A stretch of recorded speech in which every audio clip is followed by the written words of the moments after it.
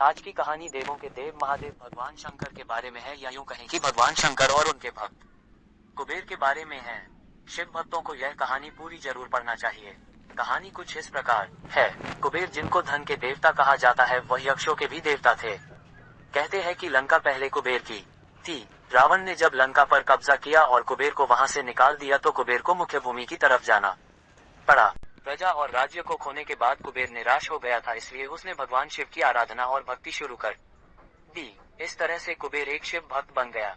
कुबेर ने बहुत कड़ी तपस्या की और भगवान शिव को प्रसन्न किया। भगवान शिव ने उसकी तपस्या से प्रसन्न होकर उसे एक नया राज्य दिया और संसार का सारा धन उसको दे दिया। इस तरह से कुबेर धन का देवता बन गया और लोग धन और कुबेर को एक समान मानने लगे।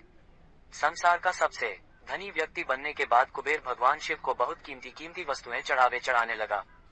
धीरे धीरे उसे लगने लगा कि वह शिव का इतना महान भक्त है और वह इतनी सारी बहुमूल्य वस्तुएं भगवान शिव को चाहता है।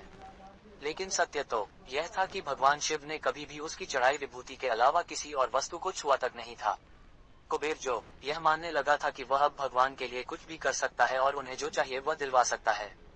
कुबेर एक बार भगवान शिव के यहाँ पहुँचा और उनसे कहा, मैं आपके लिए कुछ करना चाहता हूँ। आप मुझे बताइए, मैं आपके लिए क्या कर सकता हूँ। भगवान शिव ने कहा, तुम मेरे लिए कुछ नहीं कर सकते, क्योंकि कुछ करने के लिए मेरी कोई आवश्यकता है ही नहीं। लेकिन कुबेर शिव जी से बहुत आग्रह करने लगा कि वह उनके लिए कुछ करना चाहता है। दरअसल यह कुबेर का अहंकार बोल रहा था।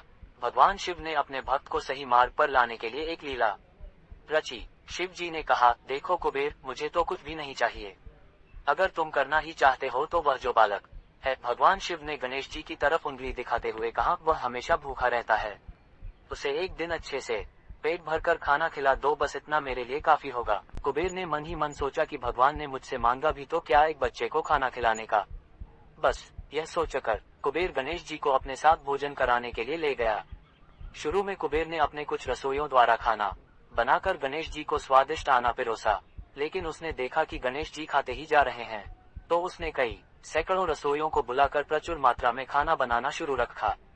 एक तरफ खाना बनता जा रहा था और एक तरफ गणेश जी उसे खाते जा रहे थे। गणेश जी को इतना खाते देख कुबेर की चिंता बढ़ने लगी। कुबेर ने गणपति से कहा, गणेश जी आप रुक जाए, इतना ज्यादा खाएंगे तो आपका पेट फट जाएगा।